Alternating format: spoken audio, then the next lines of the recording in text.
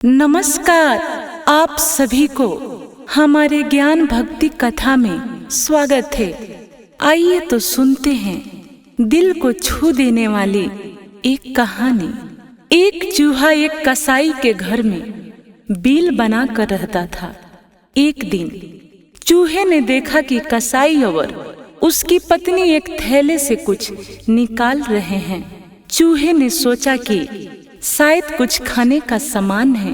उत्सुकतावश देखने पर उसने पाया कि वह एक चूहेदानी थी।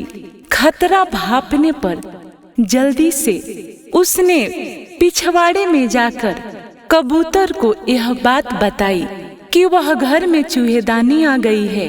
कबूतर ने मजाक उड़ाते हुए कहा कि मुझे क्या, मुझे कौन सा उसमें फंसना है। निराश चूहा ये बात मुर्गे को बताने गया।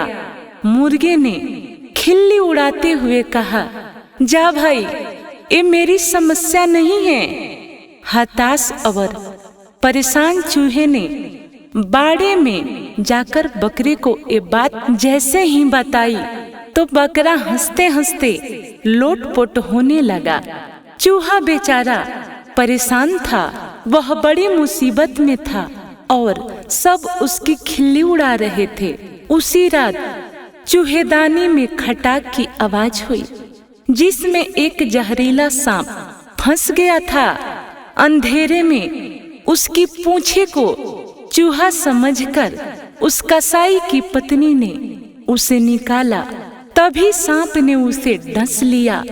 तबीयत बिगड़ने पर उस व्यक्ति ने हकीम को बुलाया।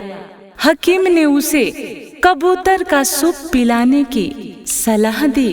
कबूतर अब पतीले में उबल रहा था।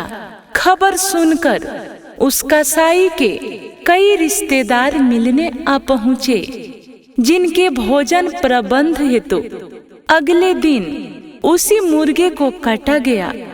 और कुछ दिनों बाद उस कसाई की पत्नी ठीक हो गई तो खुशी में उस व्यक्ति ने कुछ अपने शुभ चिंतकों के लिए एक दावत रखी तो बकरे को उसमें काटा गया।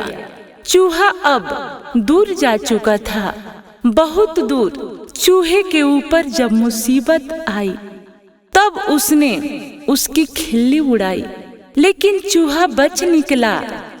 अगली बार कोई आपको अपनी समस्या बताए और आपको लगे कि ये मेरी समस्या नहीं है तो रुकिए और दोबारा सोचिए।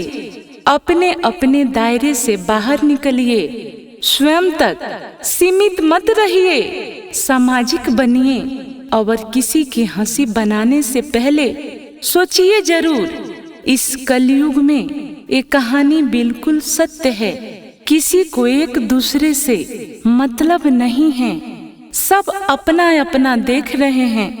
पहले गांव में अगर किसी के घर कोई दुखद घटना होती थी तो पूरा गांव दुखी रहता था, लेकिन इस कलयुग में तो लोग खुद एक दूसरे को दुख देना चाहते हैं। आपकी क्या राय है?